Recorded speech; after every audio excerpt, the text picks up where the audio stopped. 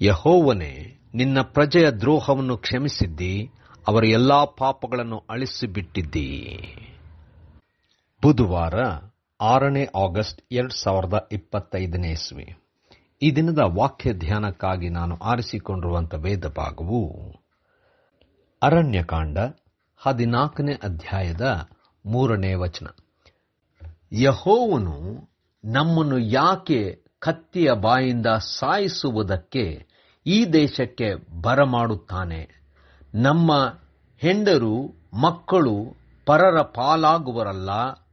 ನಾವು ಐಗುಪ್ತ ದೇಶಕ್ಕೆ ತಿರುಗಿ ಹೋಗುವುದು ಒಳ್ಳೆಯದಲ್ಲವೇ ಎಂದು ಹೇಳಿಕೊಳ್ಳುತ್ತಾ ಒಬ್ಬರ ಸಂಗಡಲೊಬ್ಬರು ಇದ್ದರು.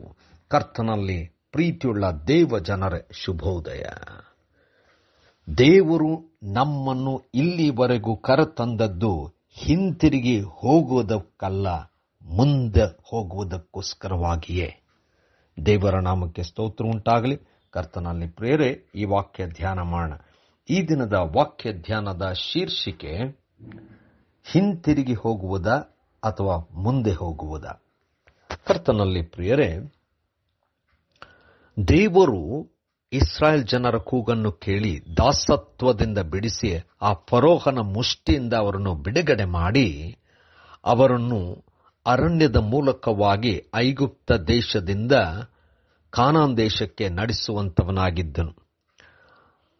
ಆ ಸಮಯದಲ್ಲಿ ಮೋಶೆಯು 12 ಜನರನ್ನು ಆರಿಸಿಕೊಂಡು ಹೋಗಿ ಗುಪ್ತವಾಗಿ ಆ ಸ್ಥಳದಲ್ಲಿ, ಅಂದರೆ ಕಾನಾನ್ ದೇಶದ ಪರಿಸ್ಥಿತಿಯನ್ನು ತಿಳ್ಕೊಳ್ಳಬೇಕೆಂಬುದಾಗಿ ಗೂಢಾಚಾರರನ್ನಾಗಿ ಕಳಿಸಿದನು.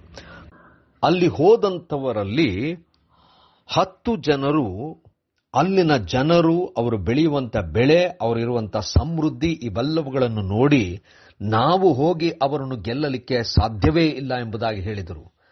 ಆದರೆ ಕ್ಯಾಲೆಬನು ಯೆಹೋಶುವನು ನಾವು ಹೋಗಬಹುದು, ಗೆಲ್ಲಬಹುದು ಎಂಬ ನಂಬಿಕೆಯಲ್ಲಿದ್ದರು. ಆ ಸಂದರ್ಭದಲ್ಲಿ 10 ಜನರು ಹೇಳಿದಂತೆ ಇಸ್ರಾಯೇಲ್ ಎಲ್ಲರೂ ಕೂಡ ಅವರನ್ನು ನಂಬಿ ನಾವಲ್ಲಿ ಹೋಗುವುದೇ ಬೇಡ ಎಂಬುದಾಗಿ ಗೋಳಾಡಿದರು. ಅಷ್ಟು ಮಾತ್ರವಲ್ಲ, ಇಲ್ಲಿ ಬಂದು ನಾವು ಸಾಯುವುದಕ್ಕಿಂತ ಐಗುಪ್ತ ದೇಶಕ್ಕೆ ತಿರುಗಿ ಹೋಗುವುದೇ ಲೇಸು ಎಂಬುದಾಗಿ ಮಾತನಾಡಿಕೊಂಡರು. ಕರ್ತನಲ್ಲಿ ಪ್ರಿಯರೇ, ಅನೇಕ ಸಂದರ್ಭಗಳಲ್ಲಿ ನಾವುಗಳು ಸವಾಲುಗಳನ್ನು ಎದುರಿಸುವಾಗ ದೇವರು ಇಲ್ಲಿವರೆಗೂ ನಮ್ಮನ್ನು ಕರೆತಂದದ್ದು ಇದಕ್ಕೋಸ್ಕರವಾಗಿಯೋ ಎಂಬುದಾಗಿ ನೋಡುತ್ತೇವೆ. ಆದರೆ ದೇವರಲ್ಲಿ ಇರುವಂತಹ ಶಕ್ತಿಯನ್ನು, ದೇವರಿಗೆ ಯಾವುದೂ ಅಸಾಧ್ಯವಿಲ್ಲ ಎಂಬಂತ ನಂಬಿಕೆ ಇರುವಾಗ ಮುಂದೆ ಸಾಗುವುದೇ ಹೊರತು ಹಿಂದಕ್ಕೆ ಹೋಗುವುದಲ್ಲ. ಈ ಜನರು ಹೆದರಿದರು, ದೇವರನ್ನು ನಂಬದೇ ಹೋದರು. ಅವರು ತಿರುಗಿ ಇದ್ದಂಥ ದಾಸತ್ವಕ್ಕಾದರೂ ಹೋಗುವುದೇ ಲೇಸು ಎಂಬಂತ ಮನಸ್ಸು ಮಾಡಿದರು.